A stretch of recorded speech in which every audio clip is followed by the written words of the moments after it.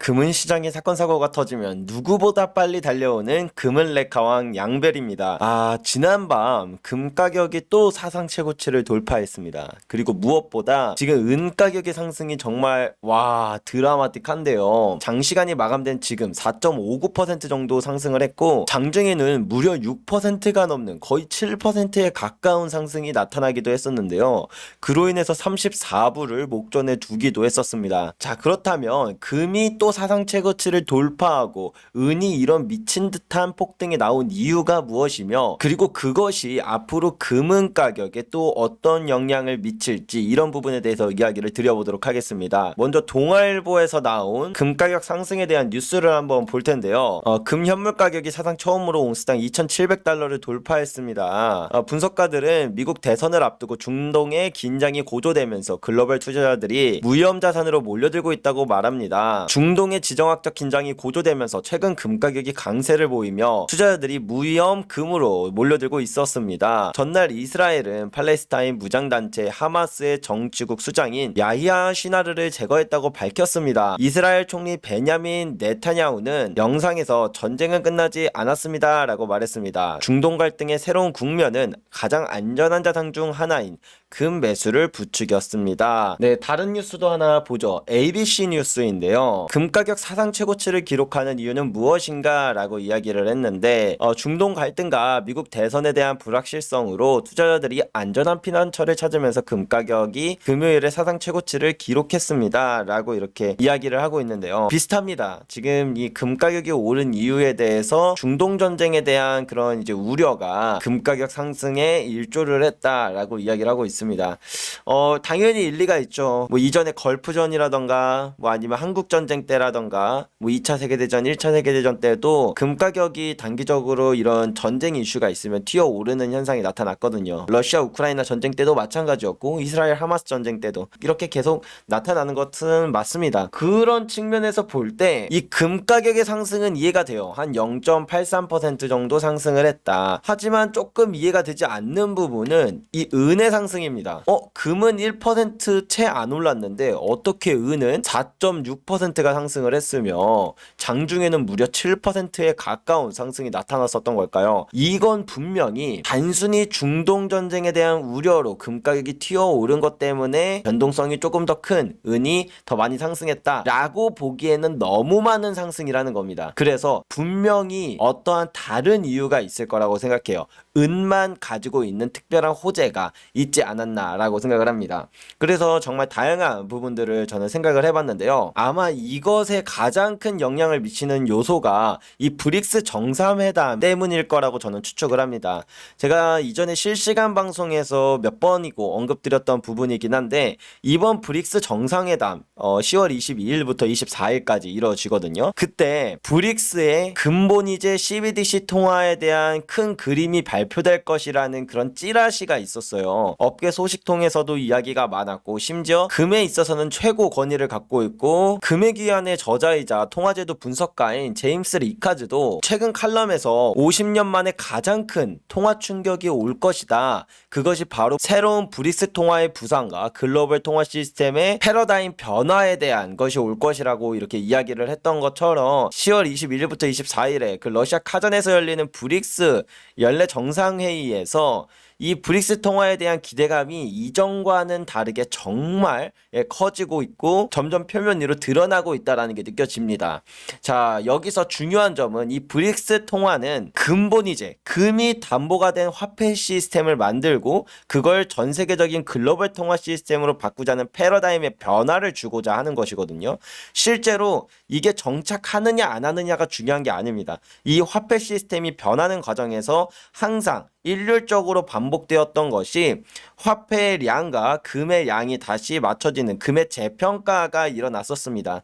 2400년 전부터 현재까지 단 한 번도 이 공식에서 벗어난 적이 없었거든요. 자, 이것은 금에 있어서는 엄청나게 큰 호재라고 볼 수가 있어요. 실제로 이 시스템이 자리를 잡든 아니든 이 기축통화 화폐들끼리의 전쟁을 한다는 건 이 화폐를 보유한 사람들은 어느 화폐를 갖고 있던 다 리스크를 지고 있는 거거든요. 달러를 갖고 있는 사람도, 위안을 갖고 있는 사람도, 원화를 갖고 있는 사람도요. 그러면 이 화폐를 갖고 있는 모든 사람, 기관, 정부, 국가 모든 주체들은 도망을 가야 됩니다. 어디론가. 근데 화폐들의 최고 안전한 곳이라고 불리는 달러도 이제 위험하고 달러를 향한 어떤 전쟁의 서막이 열리고 있는데, 그러면 이들은 어디로 도망가야 될까요? 화폐보다 더 안전한 건, 네, 인류 역사에서 단 한 번도 돈으로서의 가치를 잃어본 적이 없었던 금이죠.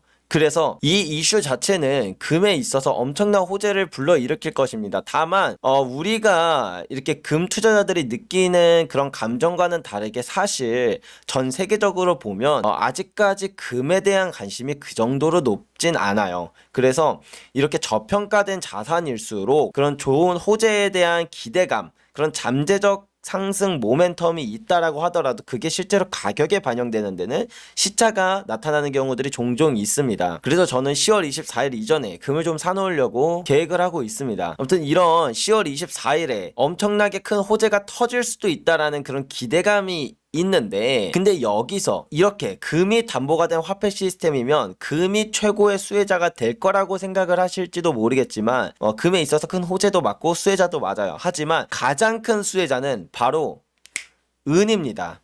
왜 은이냐면 이미 금은요, 아직까지도 우리 일반인들은 금을 돈이라고 부르지 않아서 그렇지 국가들은 돈으로서 인정하고 외환보유고에 금을 보유하고 있습니다. 최종 지불 수단으로서요. 즉 금은 가격으로 보면 저평가되어 있는 거는 맞지만 가치적인 측면에서는 국가들은 여전히 금의 가치를 높게 평가를 하고 있는 거죠.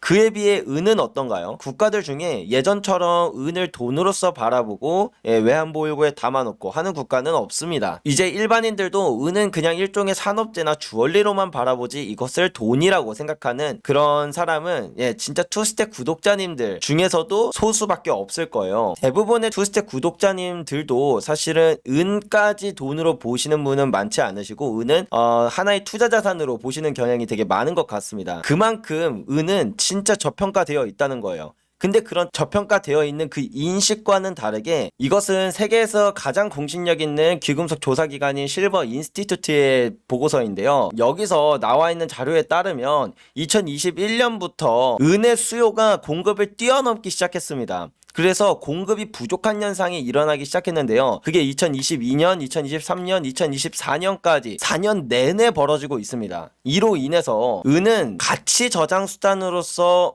5,000년 동안 금과 함께 쓰이기도 했지만 지금 시대의 은은 심지어 산업재로서도 너무나 빠르게 성장을 하고 있거든요. 왜냐하면 은은 모든 원소들 중에 열 전도율과 전기 전도율이 가장 높습니다. 근데 비싸니까, 구리에 비해서 비싸니까 은을 그동안 그렇게까지 전기전자공학에서 막 주로 쓰진 않았어요. 최대한 구리로 대체하려고 노력을 했었는데, 근데 이제 점점 더 첨단화되고 있죠. 인공지능, 5G, 전기차, 이런 고도화된 기술의 집합체들이 세상에 나오기 시작하면서 은의 중요성은 이전보다 훨씬 더 커지고 있습니다.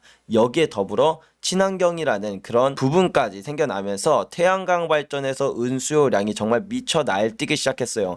그리고 은의 예상 수요량이 앞으로 더 늘어날 것은 되게 분명하다고 보여지는 것 같습니다. 그래서 전 세계에서 가장 큰 귀금속 거래소 중 하나인 이 코맥스에서 은 재고량이 정말 무섭게 줄어들고 있다는 걸 알 수가 있고요. 이거는 아시아에서 가장 큰 귀금속 거래소인 상하이 금거래소의 은 재고량도 정말 미친 듯이 줄고 있음을 알 수 있습니다. 와, 이 기울기가 보여지시나요? 그리고 이거는 전 세계에서 가장 큰 귀금속 거래소 중 또 하나인 LBMA에서의 은 재고량도 이렇게 미친 듯이 줄어서 고작 2년 만에 30%가 감소를 했어요. 은의 재고가 미친 듯이 줄고 있습니다. 은의 가치는 올라가고 있는데 실제로 가격이 그 정도로 평가를 받지 못하고 있었다는 거예요. 사람들의 인식 자체가 되게 저평가하고 있다라는 것이죠. 근데 여기서 브릭스는 근본이 CBDC를 하려고 합니다. 그 말은 즉 금뿐만 아니라 은도 가치 저장 수단으로서, 심지어 돈으로서의 가치를 다시 재평가받기 딱 좋은 상황이 된다라는 거예요. 근데 여기에 마지막 러시아가 쐐기를 박아버립니다. 러시아 국가기금 비축금의 은 추가 계획 발표. 러시아는 내년 국가기금에 은을 추가하고 금, 백금, 팔라듐 보유량을 늘릴 계획이라고 합니다. 러시아가 국가기금으로 은을 보유하는 것은 이번이 처음입니다. 인터팩스 보도에 따르면 2025년 예산은 기금속을 사기 위해 515억 루블을 할당하도록 요구합니다. 이는 이전에 발표된 예상 계획보다 32% 증가한 것입니다.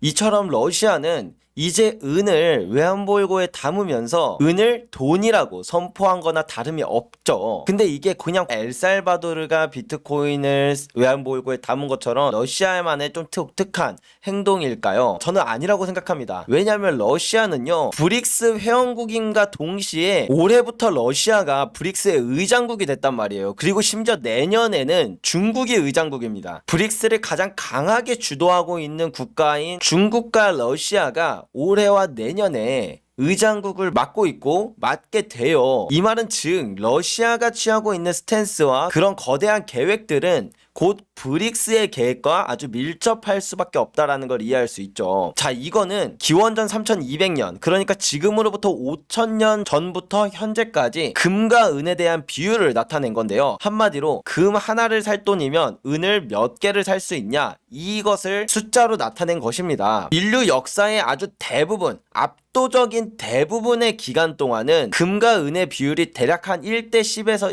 1대15 정도 됐다라는 걸 알 수 있어요. 한마디로 금 하나를 갖고 오면 은 10개 내지 15개로 바꿀 수 있는 게 정상적인 비율이었다는 겁니다. 근데 현대 사회에 들어서 이 금과 은에 대한 비율이 정말 극단적으로 달라지기 시작했어요. 무려 금 하나를 살 돈이면 은을 84개나 살 수 있을 만큼 은이 극단적으로 저평가를 받고 있다라는 겁니다. 자, 그러면 이걸 바꿔서 생각을 하면 이렇게 되겠죠. 금이 재평가받는, 금이 다시 돈으로서 인정받는 시대로 세상이 바뀌고 있습니다. 이건 단순히 브릭스만의 계획이 아니라요, 전 세계 중앙은행들은 이미 2010년부터 미친 듯이 금을 사모으기 시작했어요. 그리고 2022년 러시아 우크라이나 사태가 터진 이후부터는 화폐에 대한 신뢰, 그 중에서도 가장 권위가 있는 달러, 이 달러에 대한 신뢰가 완전히 무너져 버리면서 역사상 가장 많은 금 매입이 지금까지도 이루어지고 있고, 그리고 전 세계 중앙은행 들이 보유한 금 보유량의 추정치가 2차 세계대전 근본이제 시대 때보다 더 많이 갖고 있습니다. 지금은 그 어느 때보다, 근본이제 시대 때보다 금을 더 중요하고 가치 있고 필수 자산으로 바라본다라는 거예요. 화폐를 발행하는 중앙은행들은요. 그렇다 보니까 이 과정에서 가장 큰 수혜를 보는 건 그동안 극단적인 저평가를 받고 있던 은이 되는 거죠. 이제 고작 3일 남았습니다. 브릭스 정상회담이 시작되기까지 고작 3일 남았습니다. 이걸 이해하고 나면 사실 은 가격이 오늘 이렇게 폭등했던 거 하나도 이상한 일이 아니었던 거죠. 터졌어도 원래 터졌어야 되는 건데 그게 가격의 반영이 언제 되느냐, 그냥 그 시기의 문제였던 거지 진작에 터졌어야 될 것이라고 돌이켜 생각해보면 당연한 결과가 아니었나, 이렇게 볼 수 있을 것 같습니다. 그래서 지금 은 가격은요, 이 가장 큰 저항선을 강하게 돌파했어요. 은에 물려있는 사람들이 많은 매물대인 30불과 33불의 매물대를 다 소화시키면서 올라갔거든요. 이제 이 위에 사실상 저항선이 없어요. 50불까지 저항선이 없습니다. 그걸 바꿔 말하면 정말 빠르게 50불까지 상승을 해도 이상하지 않다라는 겁니다. 물론 이것이 꼭 앞으로 은 가격이 단기간 내에 50불까지 간다를 보장하는 건 아니지만, 이전처럼 조금 상승하면은 사람들이 냅다 은 다 팔러 오고 하는 그 어마어마한 매물대가 다 사라졌으니까 이제는 상승에 대한 모멘텀이 나오면 찔끔찔끔 상승하는 게 아니라 정말 시원시원하게 상승할 수 있는 그런 상황이 만들어졌다 라고 이제 전문가들은 예측을 하고 있어요. 그래서 기술적 분석 전문가들은 이렇게 얘기합니다. 은이 이 대표적인 기술적 분석 중에 하나인 컵앤핸들 패턴이라고 있거든요.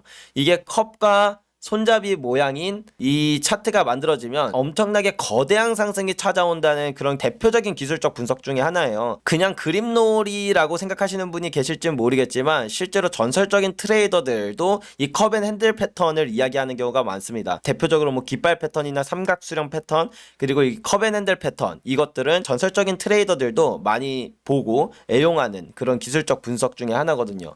근데 이 은은 아주 큰 컵앤핸들 패턴입니다. 아주 큰 컵앤핸들 패턴.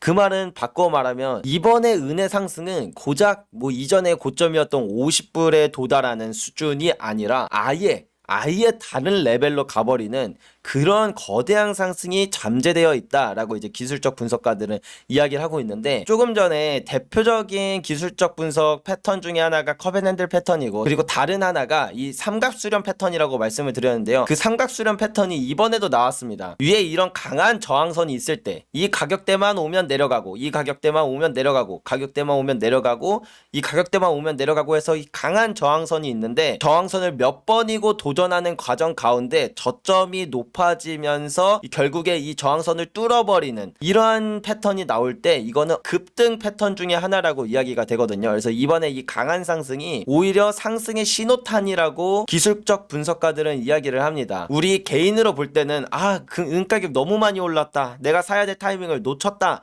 라고 생각하지만, 실제 트레이더들은 오히려 이것보다 이 가격을 뚫기 전에는 안 사요. 왜냐하면 이 가격을 뚫기 전에는 아직 힘의 균형이 완전히 무너지지 않았다 보니까 이게 상승으로 갈지 하락으로 갈지 그 추세가 정해지지 않은 상태에서 베팅을 하는 건 말 그대로 도박이라고 생각을 하는데, 이 힘의 균형이 완전히 무너져 버린 지금처럼 상승으로 방향이 완전히 틀어져 버린 지금은 오히려 상승의 신호탄이고 상승의 초입이고, 지금 사는 게 이것보다 저렴할 때 사는 것보다 더 리스크가 적다라고 판단을 하거든요, 기술적 분석가들은. 그래서 기술적 분석으로 트레이딩을 하거나 투자를 하시는 분들은 오히려 지금을 매수 찬스로 생각하는 경우가 많습니다. 그래서 이런 부분도 같이 참고해 보시면 좋을 것 같습니다. 브릭스 통화가 나올 것이다 라고 하는 게 그냥 찌라시만은 아닐 수도 있는 게, 이미 브릭스페이라는 게 또 나왔어요. 이게 브릭스페이 공식 홈페이지거든요. 여러분들도 들어오셔서 직접 보실 수 있는데, 이게 뭐 근본 이제 CBDC가 시작된다, 막 글로벌 화폐 신세계 질서가 새로 생긴다, 막 이런 것들이 그냥 음모론이고 찌라시만은 아닙니다. 어떤 분들은 이런 말씀도 하시거든요. 야, 그래봐야 브릭스 애들 다 후진국 애들 모아놓은 거 아니냐, 걔네들이 뭐 미국이랑 맞짱 떠서 뭐가 되겠냐 라고 생각할진 모르겠지만 꼭 그렇지만은 않아요. 이 브릭스가 원하고자 하는 거는요, 우리끼리 자원을 독점하고 인구를 독점하고 땅을 독점하자, 그걸로 우리 적국에게는 경제적인 타격을 주고 우리끼리는 최대한 이것들을 공유하면서 버티자, 이런 거예요.